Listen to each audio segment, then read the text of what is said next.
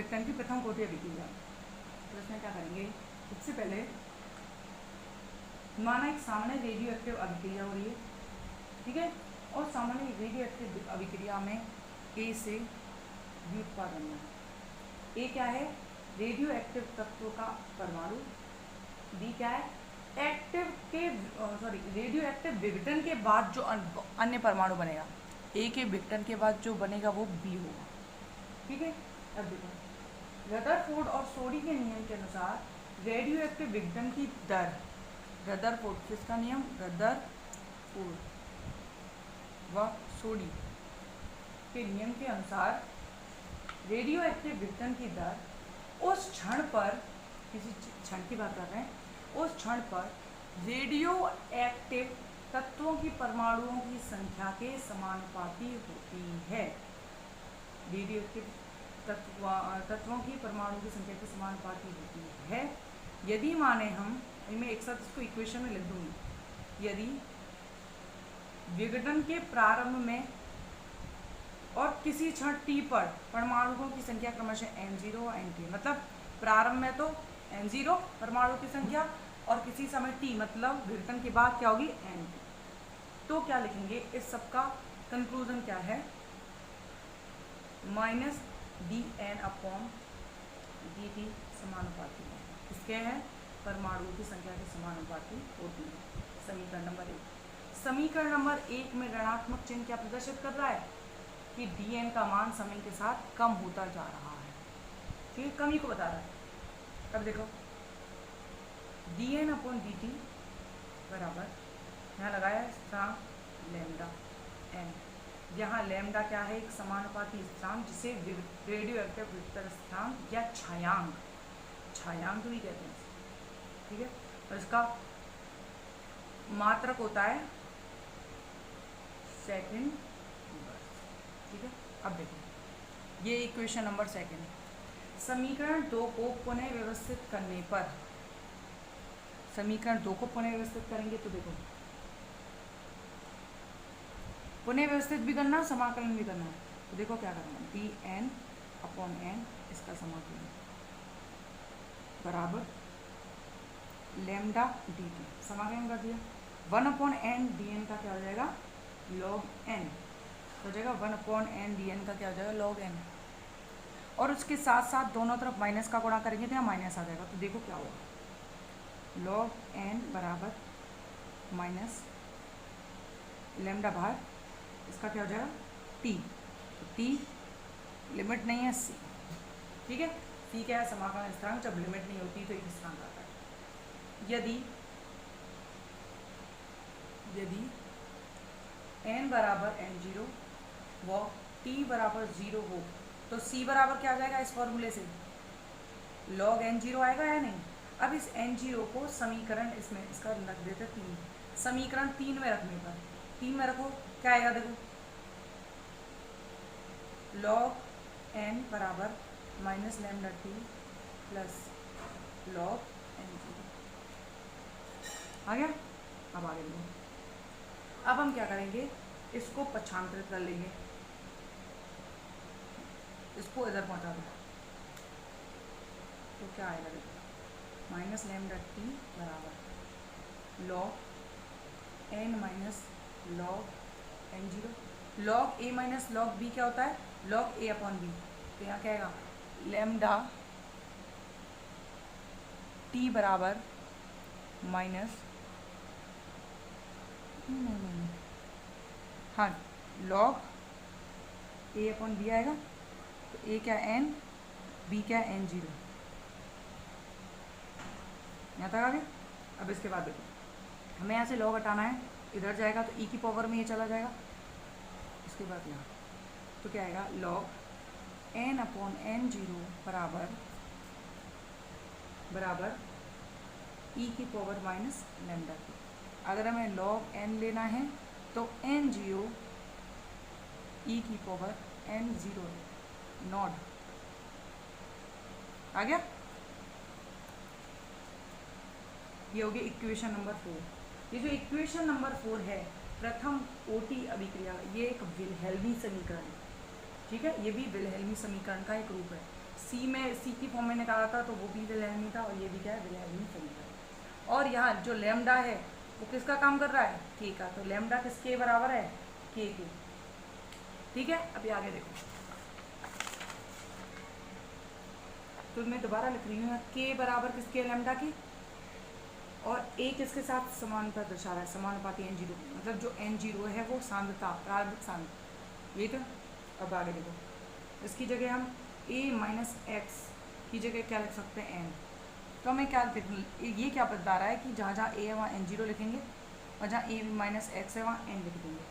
ठीक है, तो प्रथम कोटि अभिक्रिया के समीकरण से, प्रथम कोटि अभिक्रिया का समीकरण क्या था, K1 बराबर 2.303 upon t log n a upon a minus x था, तो हम क्या लिखेंगे, n0 अपॉन n। तो ये आ गया रेडियो एक्टिव विघटन के लिए के की वैल्यू। ठीक है, ये आ गई रेडियो एक्टिव विघटन के लिए के की वैल्यू। अब निकालेंगे इसके लिए हम अर्धायुकार। अर्धायुकार फॉर्मूला देखो, के की फॉर्म में निकल गया, ये के लैम्डा ही तो है, अब हम लिख रहे हैं यहाँ lambda 2.303 T log n0 upon n। यदि t बराबर टी हाफ और n बराबर n0/2 है, क्योंकि हम डायरेक्ट n वाली कंडीशन की बात नहीं कर रहे हैं, बीच में आधे समय में बात कर रहे हैं।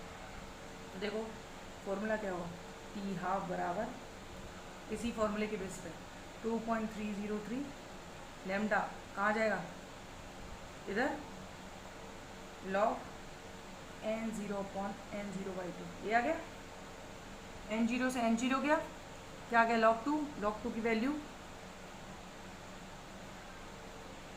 0.3010, ठीक है, 0.693 अपॉन लैम्डा। तो टी हाफ क्या आ गया, 0.693 अपॉन लैम्डा। यहाँ पे हो गया अर्ध आयुकाल। अब एक और है औसत आयुकाल। औसत आयु देखो, किसी औसत आयु क्या होती है, किसी तत्व के लिए विघटन स्थानांक लैम्डा, इस लैम्डा का व्युत्क्रम क्या होता है, औसत आयु होती है। तो औसत आयु को प्रदर्शित करेंगे टॉ से, और टॉ किसके बराबर है, 1 अपॉन लैम्डा, लैम्डा के व्युत्क्रम के बराबर। ठीक है, तो ये कर दिया हमने। अगर हमें लैम्डा देखना हो तो क्या आया था, लैम्डा 0, इसके बेस पे लैम्डा क्या आएगा, 693 अपॉन टी हाफ। तो इसको हम इसमें रख सकते हैं, तो टॉ बराबर क्या आएगा, टी हाफ अपॉन 0.693, और इसको जब सॉल्व करेंगे तो आ जाएगा टॉ बराबर 1.44 टी हाफ। और इसका मतलब क्या है, इसका स्टेटमेंट क्या होगा, औसत आयु अर्ध आयु की, औसत आयु अर्ध आयु की कितनी गुनी है, 1.44 गुनी होती है। ये हो गई औसत आयु। यहाँ पे हो गई रेडियो एक्टिव विघटन की प्रथम कोटि अभिक्रिया कंप्लीट। इसके बाद है नेक्स्ट रासायनिक, जो हम केमिकल काइनेटिक्स ये जिसके बारे में पढ़ रहे हैं उसकी कुछ प्रायोगिक विधियाँ हैं, तो हम पढ़ेंगे प्रायोगिक विधियाँ। तो यहाँ पे केमिकल काइनेटिक्स की कुछ प्रायोगिक विधियाँ। देखो इसमें देखो क्या होता है, रासायनिक अभिक्रिया के वेग, रासायनिक अभिक्रिया के वेग स्थिरांक, मतलब कि, या इसको क्या कह सकते हैं, रासायनिक बलगतिकी या रासायनिक बलगतिकी, इन सबको निर्धारित करने के लिए कुछ विधियों का प्रयोग किया जाता है, जो कि क्या है, प्रायोगिक विधि। जिसमें पहली विधि है फर्स्ट, चालकता मितीय, पहली विधि का नाम क्या है, चालकता मितीय विधि। अब देखो सर, चालकता मितीय विधि, ये विधि इस सिद्धांत पर आधारित होती है कि किसी अभिक्रिया मिश्रण में, किसमें, किसी अभिक्रिया मिश्रण की जो विद्युत चालकता होती है, किसी अभिक्रिया मिश्रण की, कोई मिश्रण है उसकी विद्युत चालकता का मान उस मिश्रण में उपस्थित आयनों की संख्या पर डिपेंड करता है। किस पर डिपेंड करता है? आयनों की संख्या पर डिपेंड करता है। अभिक्रिया के समय अभिक्रिया मिश्रण में जैसे जैसे आयनों की संख्या बढ़ती जाएगी विद्युत चालकता का मान बढ़ता जाएगा, और जैसे जैसे आयनों की संख्या घटती जाएगी विद्युत चालकता में कमी आती जाएगी। यदि अभिक्रिया मिश्रण में आयनों की संख्या में वृद्धि हो रही हो तो क्या होगा? चालकता का मान बढ़ेगा। ठीक है, और हम क्या करेंगे, आपकी नोट्स में डायग्राम बना हुआ है, उसका जो एक डायग्राम है उसका नाम क्या है? चालकता ब्रिज। तो क्या किया जाता है, एक फिक्स टाइम पर अपने इच्छा के अकॉर्डिंग एक ताप निश्चित कर लिया जाता है और उस विलयन को चालकता ब्रिज में डालकर उसकी चालकता का मान ज्ञात कर लिया जाता है। ठीक है, तो एक रासायनिक अभिक्रिया हो रही है, मानो उदाहरण एक रासायनिक अभिक्रिया हो रही है और उसमें अभिकारक के रूप में लिया है विद्युत अपघट्य। विद्युत अपघट्य में तो आयन होते हैं धनायन ऋणायन, तो अगर आयनों की संख्या ज़्यादा होगी तो चालकता ज़्यादा होगी, आयनों की संख्या कम होगी तो चालकता कम होगी। आयन किस में? विद्युत अपघट्य में।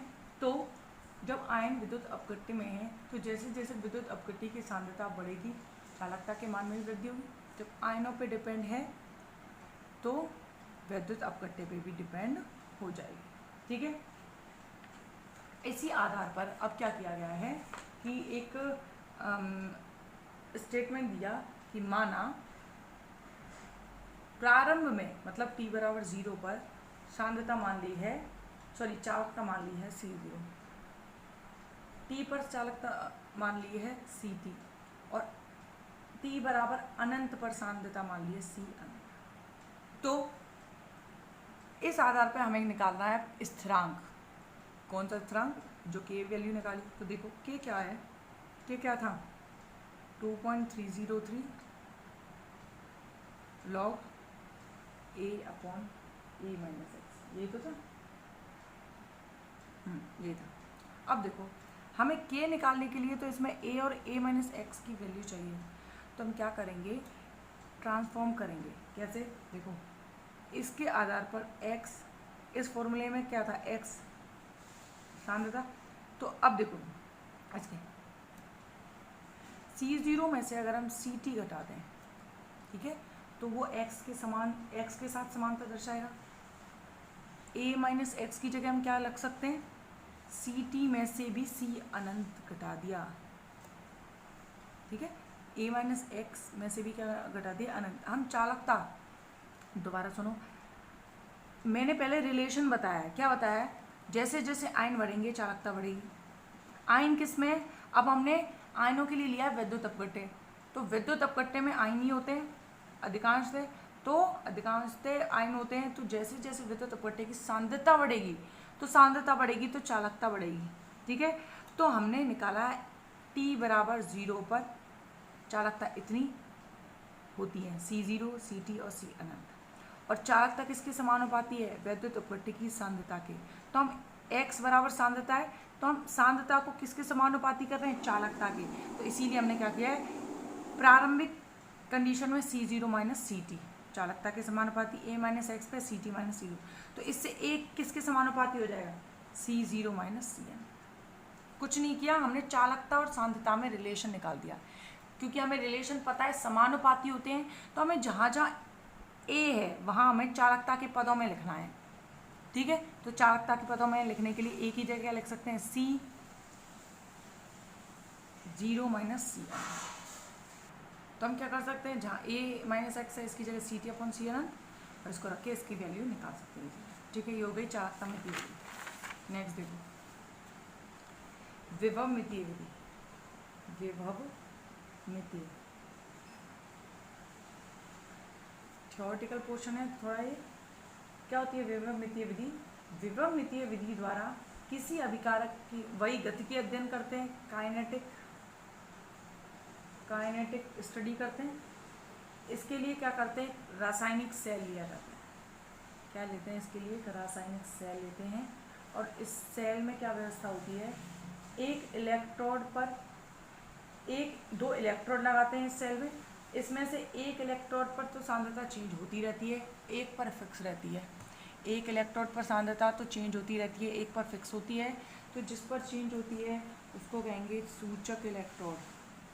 ठीक है, जैसे एक सेल है उसमें 2 इलेक्ट्रोड लगाए, एक सूचक और एक संदर्भ। सूचक क्या है? जिस पर सांद्रता चेंज होती है। संदर्भ क्या है? जिस पर सांद्रता फिक्स रहती है। तो एक सूचक हो गया और एक क्या हो गया? संदर्भ इलेक्ट्रोड। इसको प्रयुक्त करके क्या बनाता है? रासायनिक सेल। संदर्भ इलेक्ट्रोड के सापेक्ष सूचक इलेक्ट्रोड पर अभिकारक की सांद्रता परिवर्तन के साथ जो संदर्भ, दोबारा सुनो, जो संदर्भ इलेक्ट्रोड है इसके सापेक्ष क्या करते हैं? जो सूचक इलेक्ट्रोड पर अभिकारकों की सांद्रता में परिवर्तन के साथ विद्युत वाहक बल में परिवर्तन हुआ है। दोबारा सुनो, अभिकारकों की सांद्रता में परिवर्तन होगा तो जो सेल इलेक्ट्रोड है उसके विद्युत वाहक बल में परिवर्तन होगा। तो क्या कह रहे हैं? संदर्भ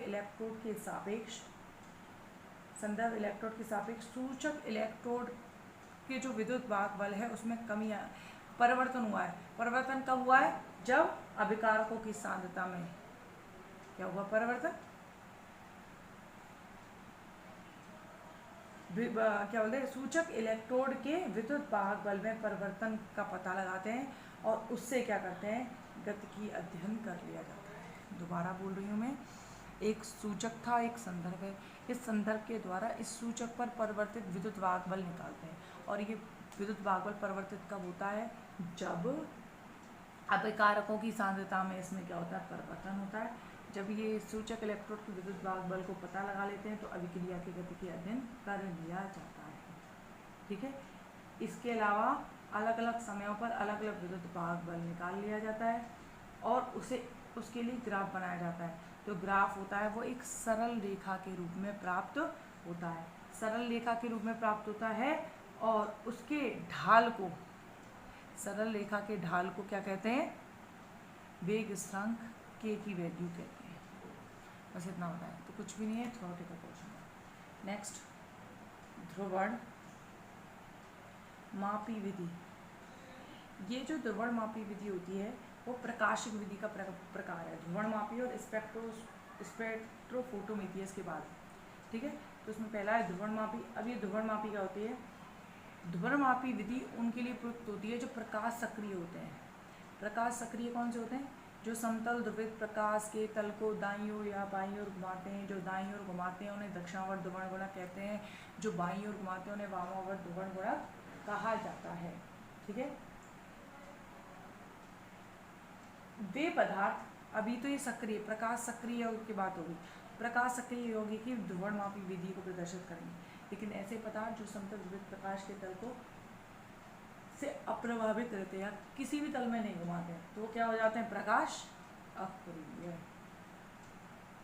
यही होते हैं। तो जैसे एग्जाम्पल है, एग्जाम्पल दिया है सुक्रोज। सुक्रोज एक प्रकाश सक्रिय यौगिक होता है और इसके विघटन से ग्लूकोज और फ्रक्टोज के, जरा पठन करें तो ग्लूकोज और फ्रक्टोज के दोनों बनेंगे। देखो, प्लस H2 कर दिया, क्या बनेगा? C6H12O6 plus C6H12O6। तो ये तो है ग्लूकोज और ये क्या है? फ्रक्टोज। ये बना। तो ये तो सक्रिय होता है लेकिन ये प्रकाश सक्रिय नहीं, ये अक्रिय होते हैं। तो सक्रिय से क्या बन गए? अक्रिय बन गए। इस अभिक्रिया में केवल सुक्रोज की सांद्रता पर ही निर्भर करेगा, क्योंकि तो ये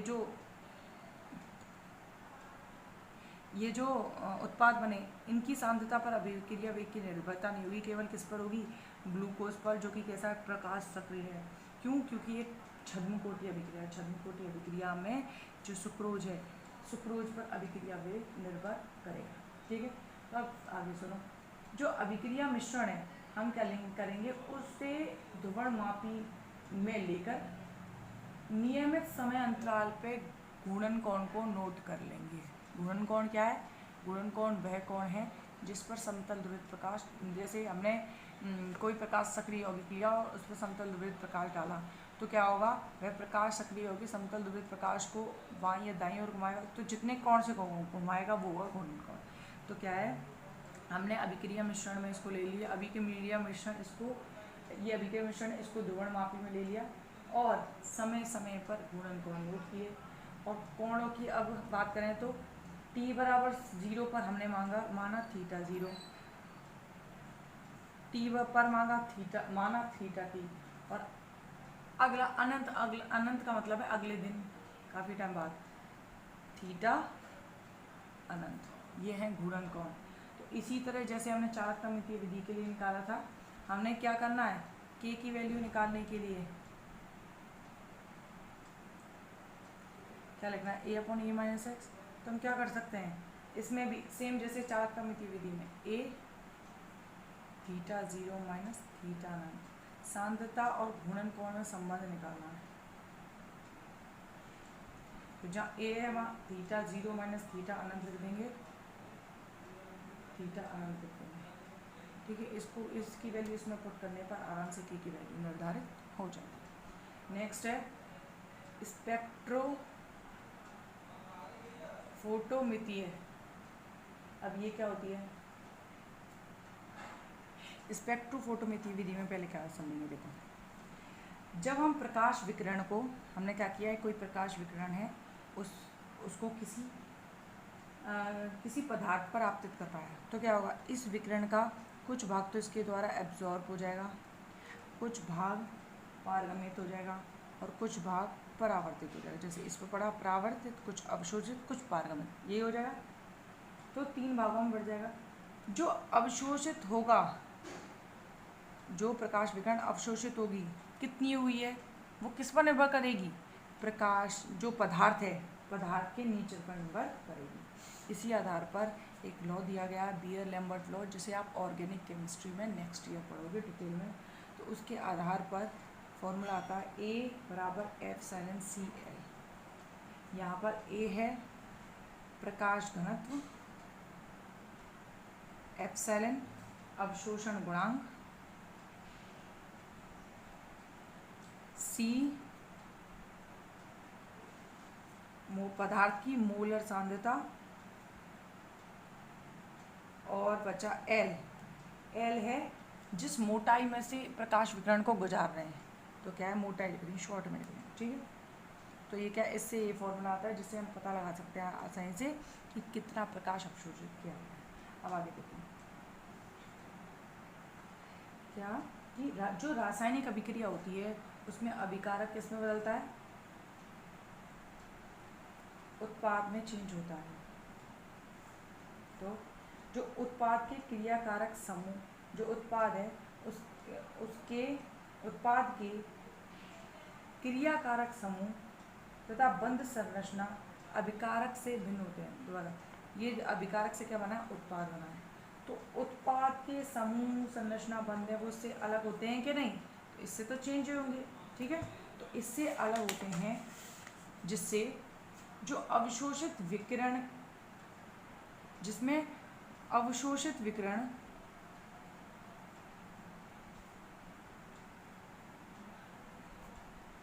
जो अवशोषित विकिरण है, अब देखो अभिकारकों में मान रहे हैं अवशोषित विकिरण की तीव्र, जो विकिरण की तीव्रता अवशोषित ज़्यादा हुई है, तो ज़रूर नहीं हो उत्पाद में अब अवशोषित प्रकाश ज़्यादा हो, तो उसमें कुछ चेंज होगा। तो लिखा है अवशोषित विकिरण के अनुरूप हम मान रहे हैं अब कमी हुई है अवशोषित विकिरण में। तो इस अवशोषित विकिरण के अनुरूप जो तरंग दैर्घ्य है, वो तरंग दैर्घ्य के सापेक्ष अगर हम A की वैल्यू निकालें, A क्या है, अवशोषण गुणांक, तो क्या हो जाता है, कम हो जाता है। दोबारा सुनो, देखो, अभिकारक से उत्पाद बनना है, तो अभिकारक की जैसी बंध संरचना, स्ट्रक्चर जो भी होगा, या फिर पदार्थ की प्रकृति होगी, उत्पाद से बिल्कुल इन दोनों के अलग है।